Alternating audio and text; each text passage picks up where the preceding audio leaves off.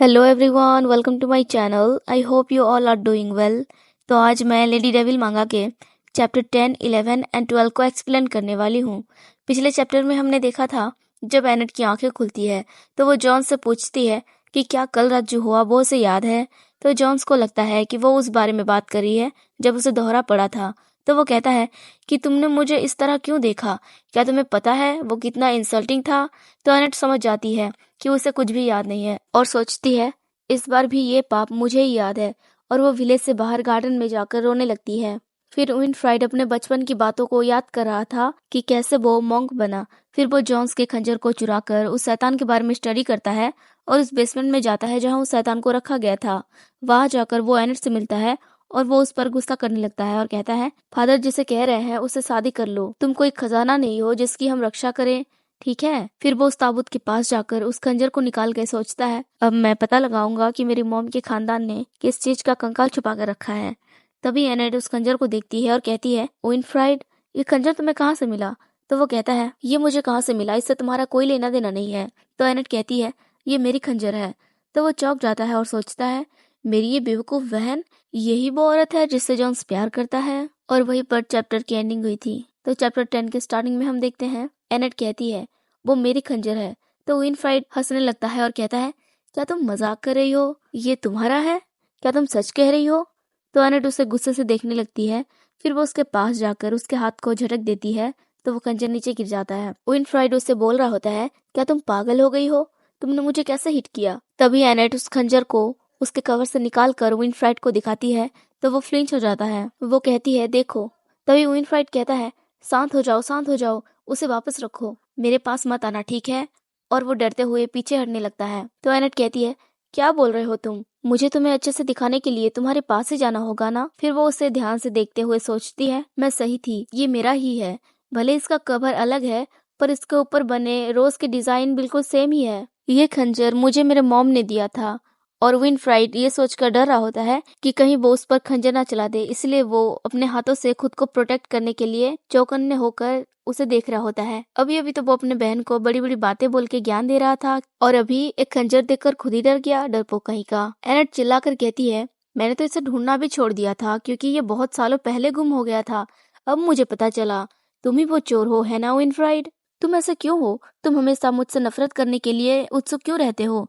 तो वो मुंह बनाकर सोचता है, क्योंकि तुम बस एक परेशानी हो जिसे अपनी जगह नहीं पता। फिर वो कहता है, तुम बहुत चिल्लाती हो, तुम इसे वापस रख सकती हो, मुझे ये अब नहीं चाहिए। तो एनेट उसे इरिटेट होकर देख रही होती है। फिर वो उस खंजर को उसके कवर में रख देती है और सोचती है कि विनफ्राइड हमेशा से ऐसा ही है, या तो वो मेरे चीजों को चुरा लेता या फादर को मेरे बारे में झूठी बातें बताता। जब हम बच्चे थे तो वो मुझे हमेशा किसी न किसी परेशानी में डाल देता था, पर ग्रिसेल्डा कहती थी कि वो ये सब सिर्फ इसलिए कर रहा है ताकि हमारे मॉम डैड उस पर ध्यान दे, क्योंकि वो हमेशा बीमार रहता था, इसलिए मैं थोड़ा और समझदार बनूं। तभी विनफ्राइड उस ताबूत के पास जाता है तो एनेट उससे कहती है, विनफ्राइड तुम क्या कर रहे हो। वो उस ताबूत के टुकड़ों को हटा रहा होता है। वो कहता है, क्या तुम्हें दिखाई नहीं देता, तुमने वो खंजर ले लिया इसलिए अब मुझे ये सब अपने हाथों से करना पड़ रहा है। तो एनेट कहती है, हाँ पर तुम ये सब क्यों कर रहे हो, क्या तुम जानते हो कि वो क्या चीज है। तो वो उसे हटाने के बाद कहता है, अगर मैं जानता ही नहीं तो मैं यहाँ आता ही क्यों। फिर वो कहता है, मैंने इसकी उम्मीद नहीं की थी। हम देखते हैं वो ताबूत बिल्कुल खाली था। विनफ्राइड कहता है, पत्थर के ताबूतों पर आमतौर पर चीजें हुआ करती हैं, पर ये खाली क्यों है, ये भी खाली है, ये भी और ये भी। ओह ये कितना डिसअपॉइंट है, फिर भी सारे ढक्कन क्यों टूटे हुए हैं, कहीं ये सब तुमने तो नहीं तोड़ा। ये सुनकर एनेट की आंखें बड़ी बड़ी हो जाती है और वो घबरा जाती है कि कहीं उससे सच्चाई का पता ना चल जाए। एनेट घबराते हुए कहती है, मैं नहीं नहीं, मैं ऐसा कैसे कर सकती हूँ, मुझे इसमें कोई दिलचस्पी नहीं है।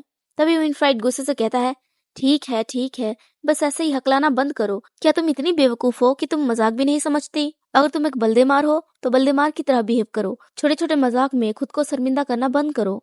बल्देमार के ग्रैंड ड्यूक की बेटी इतनी कमजोर कैसे हो सकती है। क्या तुम्हें अपने आप को सनशाइन ऑफ बल्देमार की जुड़वा बहन कहने में शर्म नहीं आती। क्या तुम यहाँ मेरा दिमाग खराब करने आई हो, क्या मुसीबत है। उसकी ये सब बातें सुन के एनेट परेशान होकर सोचती है, जब मैं अपने चेम्बर पर वापस गई तो मेरा एक गाउन और अंडरगारमेंट्स गायब थे। जॉन्स भी बिल्कुल नॉर्मल हो गया था और उसे पिछली रात के बारे में कुछ याद नहीं था। इसलिए मुझे लगा कि कहीं शैतान इस कॉफिन में वापस तो नहीं आ गया, इसलिए मैं चेक करने आई थी।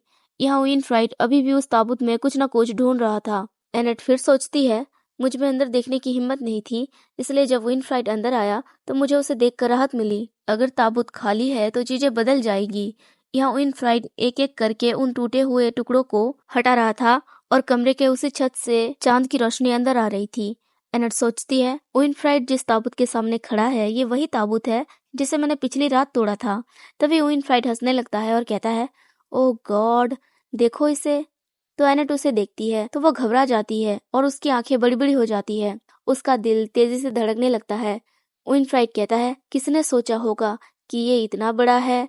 हम देखते हैं शैतान का एक पंख उस ताबूत के अंदर होता है। एनेट सोचती है, ओ स्क्रेच मैन, वो पंख वहां पर है। विनफ्राइड हंसते हुए कहता है, ये सिर्फ एक पंख ही है, पर अगर इसे फैलाया जाए तो ये बिल्कुल किसी आदमी के जितना लंबा होगा, और मैं सोच रहा था कि इसका साइज किसी बाज के जितना होगा।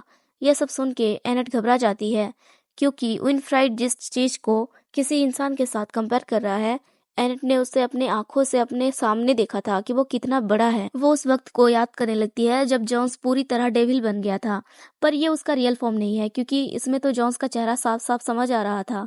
डेविल का रियल फॉर्म तो इससे भी ज्यादा बड़ा है, वो हमें बाद में दिखाया जाएगा। एनेट उस वक्त को याद करके घबरा रही थी। विनफ्राइड कहता है, कहा जाता है कि अतीत में हर तरह के राक्षस घुमा करते थे, पर मुझे उसमें से इतने बड़े होने का कोई रिकॉर्ड नहीं मिला था। अगर इसका पंख इतना बड़ा है तो पता नहीं उसकी बॉडी कितनी बड़ी होगी। फिर वो स्माइल करके एनेट से कहता है, क्या तुम जानती हो, डॉक्यूमेंट क्लैन ने इसे खुद कब्जा करके नहीं पकड़ा था। उन्हें ये चीज ट्रिब्यूट के तौर पर दिया गया था। ट्रिब्यूट यानी श्रद्धांजलि। तो ये सुनकर एनेट कहती है, क्या? विनफ्राइड कहता है, मैं जानता हूँ पहले के लोग मूर्ख हुआ करते थे, पर मैं जानता हूँ कि हमारी मॉम की फैमिली ही इतनी ज्यादा मूर्ख है कि उन्होंने एक शैतान के शरीर को ताबीज के रूप में स्वीकार कर लिया। क्या तुम जानती हो इतने सारे लोग डॉक्यूमेंट खानदान को राक्षस का घर क्यों कहते हैं? तो एनेट सोचती है, वो मुझे इस तरह के सवाल क्यों पूछ रहा है। फिर वो कहती है, हाँ बिल्कुल, ऐसा तो प्लेग की वजह से है ना। प्लेग एक बीमारी है जो पहले के जमाने में कोरोना वायरस की तरह फैल गया था, जिसमें बहुत सारे लोगों की मौत हो गई थी। सबको तो पता ही होगा, और जिसे नहीं पता वो सर्च करके देख सकते हैं। वो फिर कहती है, और ऐसा उस युद्ध की वजह से भी है जिसने डोक्यूमेंट क्लैन के जमीन को तबाह कर दिया था। पर बातें बनाने वाले तो कुछ भी बोलते हैं, इसमें कोई बड़ी बात नहीं है।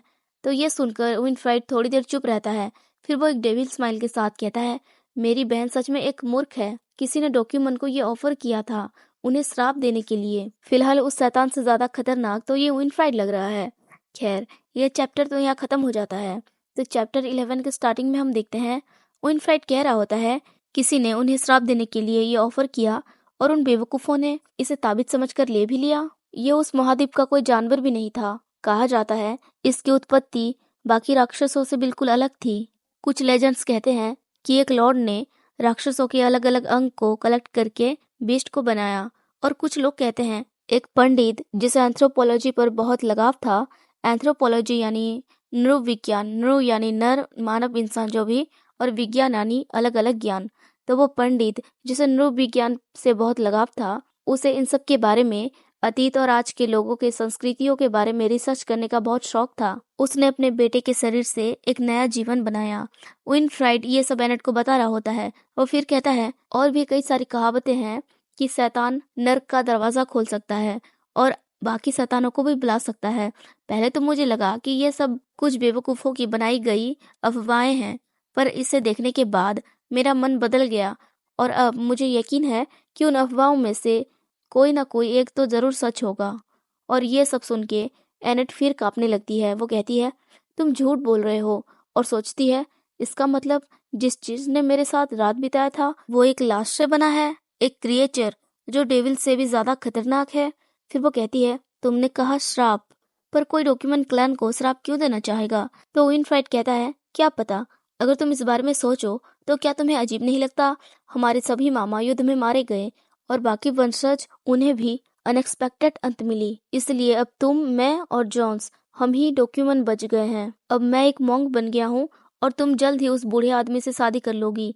इस तरह जॉन्स ही एक अकेला पर्सन रह जाएगा जो हमारे क्लैन को आगे बढ़ाएगा। पर ना ही उसकी अभी तक कोई शादी हुई है और ना ही वो किसी का फादर है, मतलब ना ही उसका कोई बेटा है। तो क्या तुम्हें नहीं लगता कि ये डॉक्यूमेंट क्लैन का अंत है? क्या तुम्हें अब समझ आया है नेट? जिसने भी उस मॉन्स्टर को ऑफर किया था वो उन्हें श्राप देना चाहता था, इस चीज की साइज को देखकर मुझे लगता है वो जो भी इन्हें श्राप देना चाहता था वो जरूर इनसे बहुत नाराज रहा होगा, नहीं तो वो इतना बड़ा कर्ज किसी को क्यों देना चाहेगा। ये सुन के एनेट की हालत खराब होने लगती है और वो कांप रही थी। वो उसे रुकने को कहती है। घबराहट के मारे उसके पेट में हलचल होती है और उसे उल्टी भी होनी शुरू हो जाती है। वो उसे रोकने की कोशिश करते हुए विनफ्राइड को ये सब बातें बंद करने को बोल रही थी, पर ये कहाँ रुकने वाला था। एनेट को ऐसे देखकर तो उसे मजा आ रहा था। वो कहता है शायद वो डॉक्यूमेंट क्लैन को मिटा देना चाहता था और उन्हें सबसे बुरी किस्मत का एहसास दिलाना चाहता था। क्या तुम्हें नहीं लगता एनेट? तो एनेट रोते हुए उसे चुप होने को बोल रही थी। फिर वो नीचे गिर जाती है और उसे ऐसे देखकर विनफ्राइड कहता है तुम हमेशा से बहुत कमजोर हो, यही रुको, मैं ग्रिसेल्डा को भेजता हूँ। और वो वहां से चला जाता है। तभी रोते हुए एनेट कहती है तुम ऐसी बातें इसलिए कह रहे हो क्योंकि तुम्हें कुछ नहीं पता। और हम देखते हैं वो डेविल एनेट को प्रोटेक्ट कर रहा था। हो सकता है ये एनेट का इमेजिनेशन हो। फिर विनफ्राइड वहां से निकलते हुए सोचता है वो खंजर, क्या एनेट ने इसे जॉन्स को प्यार से तोहफा दिया था? नहीं, अगर ऐसा होता तो वो ये कहने की गलती नहीं करती कि ये उसका है। मतलब अगर ऐसा होता तो वो ये थोड़ी कहती कि तुमने उसे चुराया था।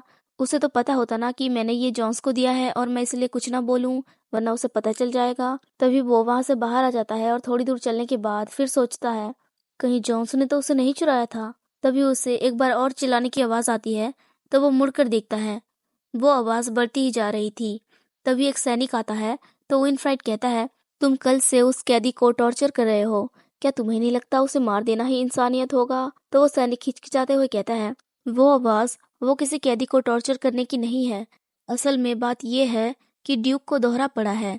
ये सुन के विनफ्राइड सरप्राइज हो जाता है। फिर वो हंसने लगता है जिसे देखकर वो सैनिक दंग रह जाता है। विनफ्राइड कहता है तुम कह रहे हो उसे दोहरा पड़ा है? और सोचता है जाहिर है वो ये खुलकर नहीं कह सकता कि उसने चोरी से हमारे बहन का खंजर चुरा लिया और उसने उसे इतने लंबे समय तक संभाल कर अपने पास रखा था और उसी के लालच से चुराई गई चीज किसी और ने चुरा ली, इसलिए वो अपना दिमाग खो बैठा है। मतलब विनफ्राइड कह रहा है कि जो चीज उसने चुरा कर अपने पास रखी थी वो उसे किसी और ने चुरा ली और वो चीज उसके बहुत खास थी, इसलिए वो पागल हो रहा है और वो किसी से उसे ढूंढने के लिए भी नहीं बोल सकता क्योंकि उसने उसे चुराया था। तभी विनफ्राइड को पसीना आने लगता है और वो कांपने लगता है। फिर भी उसके चेहरे पर एक स्माइल होती है। वो सोचता है तुम अपने रिश्ते के पाप को दबाना चाहते हो जॉन्स, अब मैं समझा, तुम भी मेरी तरह ही हो। और जॉन्स एक बार फिर चिल्लाता है। उसकी आवाज व्हीले से बाहर तक जा रही थी। फिर अगले सीन में एनेट अपने चैम्बर पर वापस आ गई थी। वो सोई होती है और सोच रही होती है जब ग्रिसेल्डा मुझे मेरे चैम्बर पर वापस ले आई तब मैं एक गहरी नींद में सो गई। मैं इतनी सारी चिंताओं की वजह से ठीक से सो भी नहीं पा रही थी और ना ही ठीक से खा पा रही थी और इतनी उल्टी के होने से मैं बहुत थक गई थी।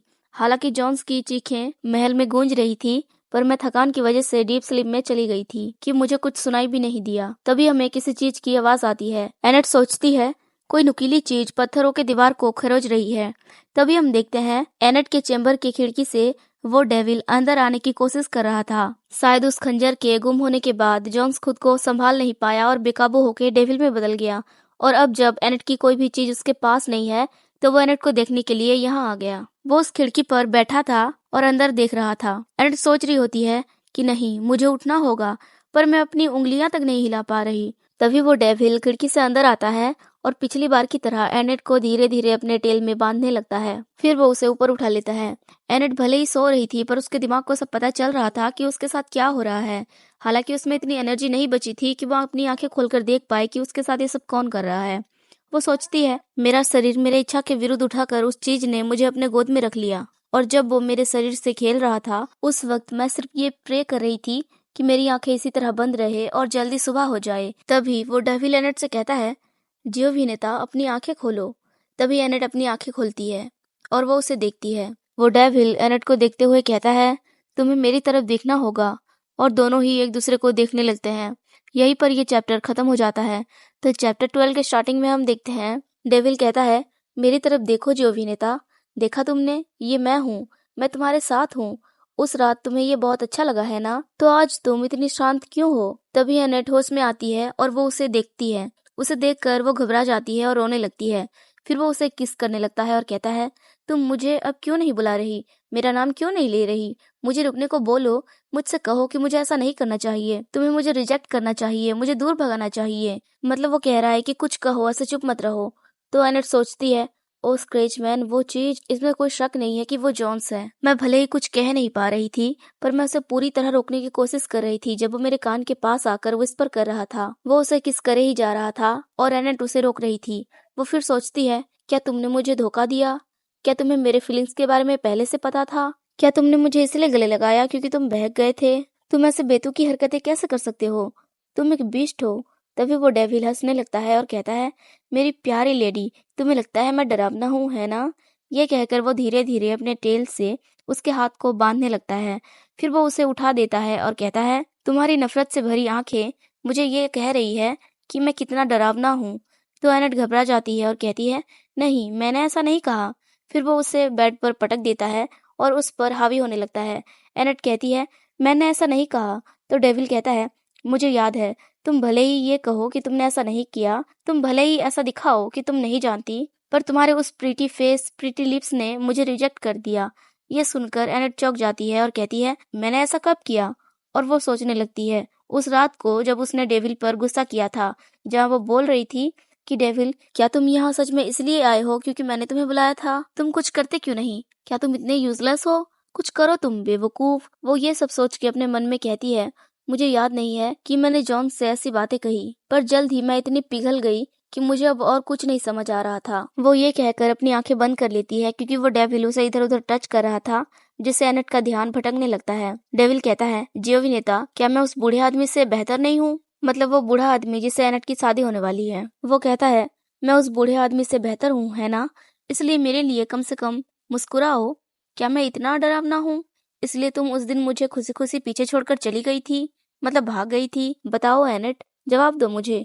और एनेट उसे बार बार रुकने को बोल रही थी। वो कहती है, रुक जाओ रुक जाओ रुक जाओ जॉन्स, मैं गलत थी। फिर वो चिल्लाकर उसका नाम लेती है, जिससे डेविल के अंदर का जॉन्स डिस्ट्रैक्ट हो जाता है और एनेट अपनी आंखें बंद कर लेती है, ये सोचकर कि पता नहीं वो आगे क्या कर ले। तभी वो उसे एनेट कहकर बुलाता है। तो एनेट धीरे से अपनी आंखें खोलकर जॉन्स को देखती है। जॉन्स धीरे धीरे अपनी असली रूप में वापस आ रहा था। वो बिल्कुल घबराया हुआ, पसीने से लथपथ हो गया था। वो कहता है, एनेट, मैं यहाँ क्या कर रहा हूँ? मैं ये क्या कर रहा हूँ? तो एनेट कहती है, जॉन्स, ये तुम हो? क्या तुम होश में आ गए? तो जॉन्स रो रहा होता है। वो कहता है, एनेट, अपने आप को संभालो। पर एनेट पहले से थकी हुई थी और इन सब के बाद तो वो और भी ज्यादा थक गई थी। वो अपनी आंखें बंद कर लेती है और कहती है, मैं खुश हूँ कि तुम वापस आ गए, और सो जाती है। वो अपने नींद में सोचती है, जल्दबाजी में चलते कदम और तेज धड़कती हुई दिल की धड़कन। मतलब ये सब एनेट को सुनाई दे रहा था जब वो सोई हुई थी। फिर वो धीरे से अपनी आंखें खोलती है। हम देखते हैं वो बाथटब में थी और उसके साइड में जॉन्स बैठा हुआ चिंता भरे नजरों से उसे देख रहा था। वो कहता है, एनेट, क्या तुम मुझे सुन सकती हो? एनेट कहती है, ये हर्ट हो रहा है। तो जॉन्स कहता है, मुझे माफ करो, ये सब मेरी वजह से है। तुम्हें नहाने की जरूरत थी, पर मुझ में इतनी हिम्मत नहीं थी कि मैं ऐसा कर सकूं। ये कहकर वो बाथटब को स्क्वीज करने लगता है। तो एनेट उसका हाथ थाम लेती है और कहती है, जॉन्स, ये तुम ही हो, है ना? तो जॉन्स सर हिलाकर हाँ कहता है। तभी एनेट अपने हाथों को आगे बढ़ाती है, जिसे देखकर जॉन्स चौंक जाता है। वो बस उसे चिंता भरी नजरों से देख रहा था और इशारे से मना करता है, पर एनेट फिर कहती है, मुझे पकड़ो। ये कहकर वो सोचने लगती है, स्क्रेच मैन, अब जिंदगी में कितने लोगों से मिले होंगे और कितनी बातचीत की होगी। मेरे हालातों ने मुझे लोगों से मिलने का परमिशन नहीं दिया। मैं बिना परमिशन के अपने चेंबर से बाहर तक नहीं जा सकती थी, इसलिए मैंने कभी किसी के साथ ईमानदारी से बातचीत नहीं की। मैं ज्यादातर दीवारों से बातें करती रही। पत्थर से बने दीवारों के इंडिफरेंस मेरे पद का परिणाम है। वो यही सब सोच रही थी और जॉन्स एक टॉवल लेकर उसे उसमें लपेट देता है, क्योंकि एनेट जिद करे जा रही थी और वो उसे मना नहीं कर सकता था, खास करके इस हाल में नहीं। एनेट फिर सोचती है, इसलिए जब मेरी आवाज सुनकर जॉन्स फिर से वापस आ गया, तो मुझे ऐसा लगा कि मैं इस वक्त का हजारों सालों से इंतजार कर रही थी कि कोई मुझे सुने। तभी जॉन्स एनेट को गले लगा लेता है। एनेट सोचती है, जॉन्स ने मेरी बॉडी पर टॉवल लपेट लिया ताकि उसकी नेकेड बॉडी मेरे नेकेड बॉडी से टच ना हो। उसके जेंटल हाथ और उसका भाव मेरे अंदर के सारे गुस्से, नफरत और डर को खत्म करने के लिए काफी था। ये सब सोचकर एनेट बहुत रिलैक्स हो जाती है। उसे ऐसा लग रहा था जैसे वो किसी समंदर के लहरों में बह रही है। वो सोचती है, मैं इतनी रिलैक्स थी कि मुझे तो ऐसा लग रहा था मैं तभी मर जाऊंगी। फिर थोड़ी देर बाद वो अपनी आंखें खोलती है और जॉन्स को बुलाती है तो घबरा कर जॉन्स कहता है, एनेट क्या हुआ, क्या तुम ठीक हो, क्या तुम्हें अनकंफर्टेबल लग रहा है, क्या तुम्हें फिर से कहीं पर पेन हो रहा है। तो एनेट सर हिलाकर मना कर देती है। वो कहती है, मैं तुम्हें लाइक करती हूँ। तो जॉन्स चौंक जाता है। वो कहती है, मैं तुम्हें लाइक करती हूँ जॉन्स, और वो खुशी से रोने लगती है और फिर वही बात रिपीट करती है। फिर वो अपने कांपते हाथों को आगे बढ़ाती है और कहती है, प्लीज मुझे प्रोटेक्ट करो, और उसे किस करने के लिए आगे बढ़ते हुए कहती है, प्लीज मेरी रक्षा करो। और जॉन्स बस उसे चुपचाप देख रहा होता है और यहीं पर ये चैप्टर खत्म हो जाता है। लेट अपलोड के लिए सॉरी गाइस। आई होप आपको ये एक्सप्लेनेशन अच्छी लगी होगी।